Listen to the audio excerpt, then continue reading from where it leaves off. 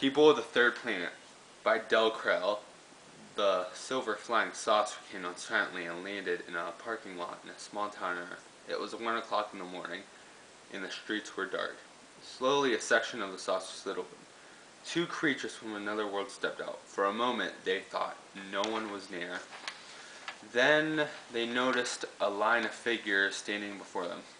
One creature whispered to the other, "Over there, I see some people of the Third Planet, but they do not come forward to greet us. Perhaps this is not the time to tell the people of the Third Planet about our world." The other creature shook his head. "No, our orders are clear. Now is the time. We must approach these Earth people and arrange a meeting with their leader." He stepped forward and began to speak. "People of the Third Planet, or Earth as you call it, we greet you in peace. We are messengers from a world that is millions of years older than yours. We wish to establish a peaceful link between our two worlds and exchange ideas with you. We would like to speak to someone of importance on your planet. Please direct us to such a person." No one in the line of figures moved. They did not even seem interested in the space creature's words. After several seconds, the creature stepped back and whispered to his friend, "These Earth people act as if they do not understand what I'm saying. How can that be? We monitored their radio signals and listened to them speak. I am sure we are using the right language correctly." "Stay calm," said the other creature. "I will speak to them." He raised his voice and said, "Earth friends, perhaps you are frightened by our sudden appearance, or perhaps you do not fully understand our message. I assure you that it is of the greatest importance. It is necessary that we speak to the leader of the Third Planet. Please tell us where we may find him." The figures remained absolutely still. "We will not harm any of you," the space creature went on. "We only wish to talk to your leader, but if you do not cooperate, we will be forced to take one of you with us for questioning." Not one figure moved or said a word. The creature from the saucer began to get angry. He clenched his fist and whispered to his friends, "Apparently these Earth people will not tell us anything. Let us take one aboard. We will force him to speak." He shouted at the figure standing before him, "You have left us no choice. We will have to use force." He was amazed that even these words had no effect. The figures did not turn and run. They did not move at all.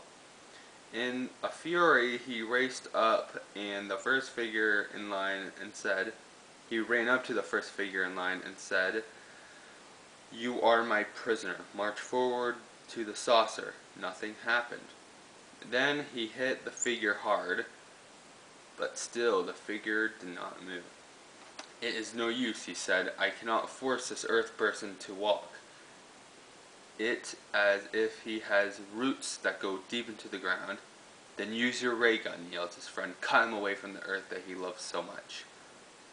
There was a single flash of fire from the space creature's gun. The Earth person fell noisily to the ground.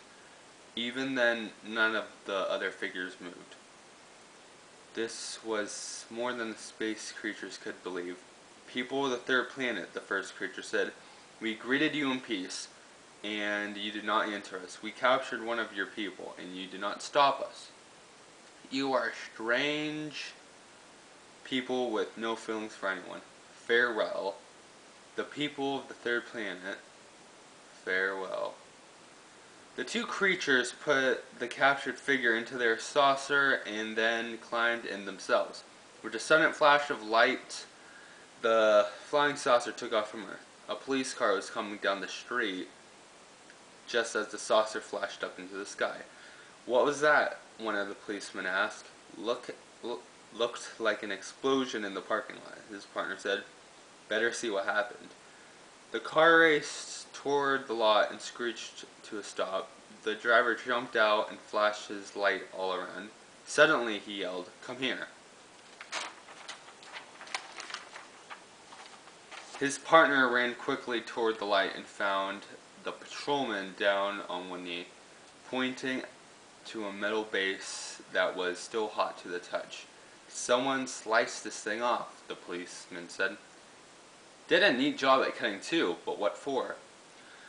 they could only get away with a few pennies, why would anyone want to steal a parking meter? So I'm going to let you think about that, and I'm not going to explain to you.